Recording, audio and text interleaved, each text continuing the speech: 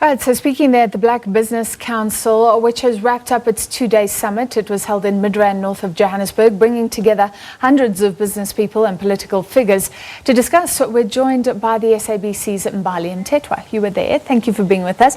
So moving away from what he was expressing, there's also a concern that black business people are being painted as corrupt. Just tell me what came out. Okay, so essentially during the opening address yesterday, we heard BBC President Sandile Zungu talking about this assault, what he calls an assault on black wealth. He essentially told delegates there that black wealthy South Africans or black South Africans who seem to be doing quite well in business seem to be painted with a brush that they are corrupt, and that they've gotten their wealth is rather ill-gotten, and that there is something shady going on for them in order to get the money. And they said that they will set up what is going to be a research institute or research body.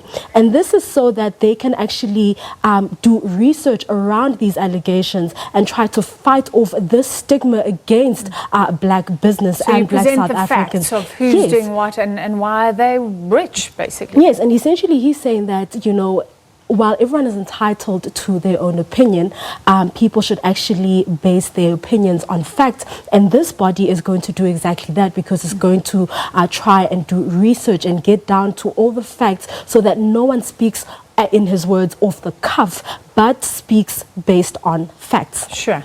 Okay, so also some other things coming out. SOEs, many calling for SOEs to be fixed. We don't know how, but what was the main thrust of that? Yes, indeed. Also going back to the opening address, we heard Deputy Finance Minister Dr. David Masondo speaking about how SOEs need to be better managed, and that government has already started re-looking some of the business models of SOEs. We also heard BBC President Sandile Zungu talking about the fact that, you know, SOEs are not really well managed, and that they're actually facing a number of issues which include governance, leadership, as well as capitalization. He spoke about how the South African Post Office is without a CEO, and that PRASA is actually without a board of directors, and that it's being ran without that board of directors, and that SAA is the first SOE to be placed under business rescue. And he described this as a turbulent time.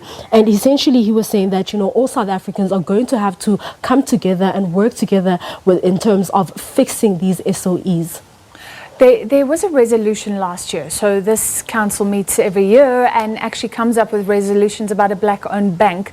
What's happened with that? Any movement? Okay, I spoke to the BBC's Treasurer General, Midrand Mthethwa, who spoke about the strides they've made since they made the resolution at the last Black Business Council Summit. And he talked about how they've already been in conversation with the South African Reserve Bank with regards to securing a banking license. And essentially they were saying that the reason for this black-owned bank is because they feel that, you know, entrepreneurs are not adequately funded by the major banks, and they would like to create products or financial products that are going to cater to entrepreneurs. And they're also going to be looking into what's this banking the unbanked. We also heard Dr. David Masondo talking about the government's plans to establish a state bank, where he spoke about the fact that certain individuals, the missing middle, the fact that the missing middle cannot get access to funding